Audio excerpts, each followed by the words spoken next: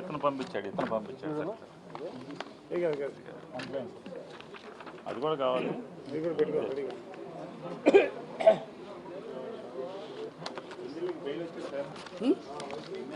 వచ్చింది.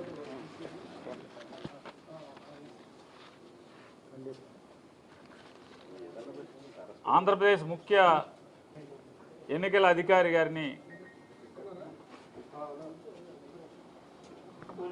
వైఎస్ఆర్ కాంగ్రెస్ పార్టీ ఈరోజు కలిసి ఒక మహజర్ని సమర్పించడం జరిగింది.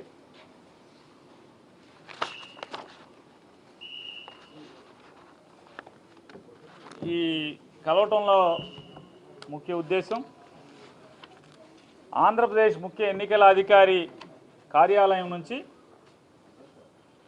Mukesh Kumar Meena chief electoral officer వారి కార్యాలయం నుంచి రాష్ట్రంలో ఉన్నటువంటి 175 నియోజకవర్గాలు అలాగే 25 పార్లమెంటు ఆర్ఓలందరికీ కూడా ఆయన కార్యాలయం నుంచి ఒక సర్క్యులర్ పంపించారు. ఏమని సర్క్యులర్ పంపించారంటే పోస్టల్ బ్యాలెట్లు లెక్కింపులో సడలింపులు వారు పంపించడం జరిగింది. ఆ సడలింపులు ఏంటంటే సాధారణంగా ఎలక్షన్ కమిషన్ ఆఫ్ ఇండియా అందరికీ కూడా పంపిస్తుంది రూల్స్, నియమావళి, నామినేషన్లు ఎట్లా ఉండాలి, నామినేషన్లు ఎలా వ్యాలిడ్ చేయాలి, ఎలా రిజెక్ట్ చేయాలి, లేదా తర్వాత ఎన్నికల నియమావళిలో వారు అనుసరించాల్సిన రూల్స్, అలా లెక్కింపులో కూడా వారు అనుసరించాల్సినటువంటి రూల్స్ కూడా గైడ్ లైన్స్ కానీ election commission of India procedures అందరూ కూడా ఇవ్వటం జరిగింది. దానిలో పోస్టల్ బ్యాలెట్ అని కూడా ఎలా లెక్కించాలి, ఏది వ్యాలిడ్ ఏది ఇన్వాలిడ్ చేయాలి అనేది కూడా క్లియర్ కట్గా ప్రతిదీ క్షుణ్ణంగా భారతదేశంలో ఉన్నటువంటి అన్ని రాష్ట్రాలకి కూడా వారు పంపించడం జరిగింది. దానిలో భాగంగా మన రాష్ట్రానికి కూడా వారు పంపించారు. ఆ పంపించిన దాంట్లో పోస్టల్ బ్యాలెట్ల గురించి కూడా క్లియర్గా ఇచ్చారు. Counting through postal ballot paper అనే దాంట్లో కూడా వారు ఇచ్చారు. క్లియర్గా ఇస్తూ ఖచ్చితంగా పోస్టల్ బ్యాలెట్ ఆ కవర్ల మీద ఆర్ఓలు, ఏఆర్ఓలు లేదా కౌంటింగ్ ఆఫీసర్లు వారు తీసుకోవాల్సినటువంటి కవర్ బి, ఫామ్ 13C, అట్లాగే 13A అంటే 13A 13B ఆ కవర్ల మీద ఏ నంబర్ల కవర్లు ఉండాలి, దానిలో ఓటరు ఆ బ్యాలెట్ పేపర్ నంబర్ రాయటం, లేకపోతే వారి పోస్టల్ వారికి ఓటర్ లిస్టులో ఉన్నటువంటి క్రమ సంఖ్య ఏది ఉందో దాన్ని రాయటం, వారి పోలింగ్ స్టేషన్ నంబర్ రాయటం, అలాగే ఇతనే ఆ పోస్టల్ ఓటు వినియోగించుకున్నటువంటి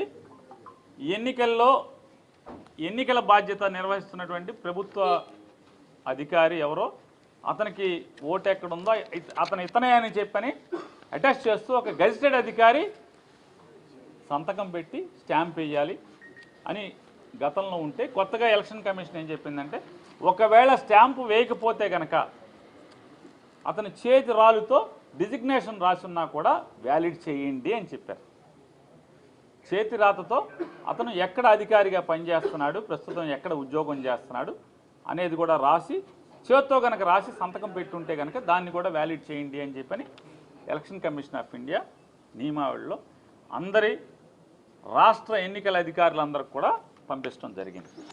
ఇది అందరు కలెక్టర్ల దగ్గర, అందరు ఆర్ఓల దగ్గర, అంటే జిల్లా ఎన్నికల అధికారుల దగ్గర, అలాగే అసెంబ్లీ నియోజకవర్గ రిటర్నింగ్ అధికారుల దగ్గర అందరి దగ్గర కూడా ఇది ఉంది. కానీ కొత్తగా ఆంధ్రప్రదేశ్ ఎన్నికల సంఘం నుంచి ఏమని పంపించారా అంటే ఒకవేళ వాళ్ళు కనుక చేత్తో కూడా డిజిగ్నేషన్ రాయకపోతే స్పెసిఫిక్ సిగ్నేచర్లు అందరికీ కూడా అన్నీ కలెక్ట్ చేసి ఆ కౌంటింగ్ అధికారులకు ఇవ్వండి. ఆ కౌంటింగ్ అధికారులు ఇచ్చిన చోట ఒకవేళ వాళ్ళు స్టాంప్ వేయకపోయినా చేతితో రాయకపోయినా ఆ స్పెసిఫిక్ సిగ్నేచర్ చెక్ చేసుకోవచ్చు అని చెప్పి నేను ఇచ్చారు. దీని మీద మా అభ్యంతరాన్ని వ్యక్తం చేశాం. ఎందుకంటే ఆ స్పెసిఫిక్ సిగ్నేచర్కి అంటే ఒకటి ముందు భారతదేశంలో ఏ రాష్ట్రంలో కూడా ఈ వెసులుబాటు లేనటువంటి ఇంటర్ప్రిటేషన్ ఈ రాష్ట్రంలో ఎందుకు ఇచ్చారు? ఒకవేళ మీరు ఏదైనా ఒక రాజకీయ పార్టీ మీకు ఈ సందేహాన్ని వెలబుచ్చితే మీరేం చేయాలి? కేంద్ర ఎన్నికల సంఘానికి ఇక్కడ రాయాల్సింది, ఇక్కడ ఎంత పెద్ద అభియోగాన్ని నేరాన్ని అవతల చేస్తున్నారు మేము ఇచ్చిన పెద్దానికి మీరు కేంద్ర ఎన్నికల సంఘానికి రాస్తున్నారు కదా, మరి దీన్ని ఎందుకు రాయలేదు? రాయకుండా మిగతా రాష్ట్రాల్లో లేనటువంటి వెసులుబాటు ఈ రాష్ట్రంలోనే ఎందుకు ఇచ్చారనేది మా అభ్యంతరాన్ని వ్యక్తం చేస్తూ మీరు పునరాలోచించాలి. దీనివల్ల స్మూత్గా అంటే పారదర్శకంగా ఘర్షణ లేని వాతావరణంలో అత్యంత పారదర్శకంగా జరగాల్సినటువంటి ఎన్నికల ఓట్ల లెక్కింపు రసాబసా అయ్యేటువంటి కార్యక్రమం జరగబోతోంది. ఎందుకని మీ స్పెసిఫిక్ సిగ్నేచరు పెట్టిన సంతకం మీరు ఏదైతే ప్రొవైడ్ చేసి ఆర్ఓలకు ప్రొవైడ్ చేసినటువంటి స్పెసిఫిక్ సిగ్నేచర్ ఈ బ్యాలెట్ పేపర్ మీద ఈ ఫారం కవర్ 13B 13Cలో ఉన్నటువంటి మీరు చేసినటువంటి వాటి మీద ఆ సంతకం చిన్న స్ట్రోక్ తేడా వచ్చినా ఎవరో ఒకరు అబ్జెక్ట్ చేస్తారు. ఎంతమంది ఏజెంట్లు ఉంటారు? 15-20 మంది కౌంటింగ్ ఏజెంట్లు ఉంటారు. ఒక్కడు అబ్జెక్ట్ చేసినా కూడా అది అభ్యంతరమే. ఈ గొడవలకు దారితీసేటువంటి పరిస్థితులు. ఎందుకని ఇంకోటి చెప్తున్నాం, ఆ ఇంటర్ప్రిటేషన్లో కూడా వారు రాసే దాంట్లో కూడా ఏమని రాశారంటే ఫెసిలిటీ సెంటర్ అంటే ఫెసిలిటేషన్ సెంటర్, పోస్టల్ బ్యాలెట్ వేయటాకి ఫెసిలిటీ సెంటర్ కూడా ఆర్ఓలే ప్రొవైడ్ చేశారు. కాబట్టి రాజ్యాంగం ఏం చెప్తుందంటే ప్రాథమిక హక్కు ఓటు వేయటం అంటది, అంతేగాని అది సీక్రెట్గా ఉండాలి. ఈ రచ్చలో ఏమవుతుంది, ఆ ఓటు ఎవరిదో తెలుస్తుంది, చెప్పాల్సిందే కదా. ఓటు ఎవరిదో తెలిసేటువంటి పరిస్థితులు ఉన్నాయి. రెండవది సీక్రెసీ అనేది మనకి రాజ్యాంగం చెప్పి ఎలక్షన్ కమిషన్ ఆఫ్ ఇండియా చెప్పినటువంటి సీక్రెసీ అనేది పోతుంది. రెండవది రచ్చ రభస అయ్యేటువంటి కార్యక్రమం. సహజంగా మనమేముంటాం, బ్యాంకుకి వెళ్ళినప్పుడు స్పెసిఫిక్ సిగ్నేచర్ పెట్టమన్నప్పుడు మానవ నైజం చాలా జాగ్రత్తగా మన సంతకాన్ని పెడతాం. అదే ఒక 100 చెక్కులు ఇచ్చి 100 మీద నీ సంతకం పెట్టమంటే ఖచ్చితంగా స్ట్రోకులు తేడా ఉంటాయి. లేదు నువ్వే 100 సంతకాలు కాగితాలు ఇచ్చి ఒకేసారి 100 సంతకాలు పెట్టమంటే నిర్లక్ష్యం వస్తుంది, విసుగు వస్తుంది. మరి స్ట్రోక్ తేడా ఉంటే అబ్జెక్షన్ చేస్తే ఇదంతా రచ్చే కదా, గొడవలకు దారి తీసేటువంటి పరిస్థితులే కదా.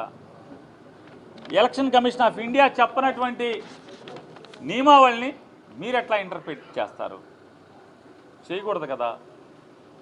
ఎలక్షన్ కమిషన్ ఆఫ్ ఇండియాలో లేనటువంటి నియమావళిని, వెసులుబాటుని కేవలం ఆంధ్రప్రదేశ్ రాష్ట్రంలో ఒక రాజకీయ పార్టీ వచ్చి కాగితం ఇవ్వగానే ఈ రకమైన ఇంటర్ప్రిటేషన్ ఇవ్వటం అనేది ఎలా పారదర్శకంగా ఉంటుంది, ఎలా నిష్పక్షపాతంగా ఉంటుంది?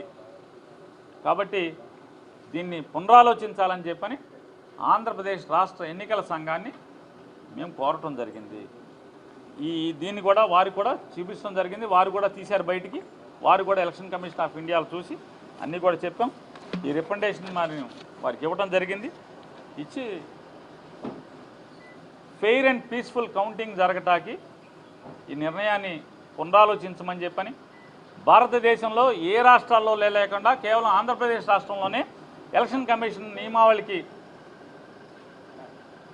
మీరి అంటే దాటి ఈ రాష్ట్రంలోనే ఇటువంటి సర్క్యులర్ ఇవ్వటం ఎంతవరకు ధర్మం అని చెప్పని కూడా వారిని మా విన్నపాన్ని వారికి చెప్తూ పునరాలోచించి మంచి నిర్ణయం తీసుకోండి.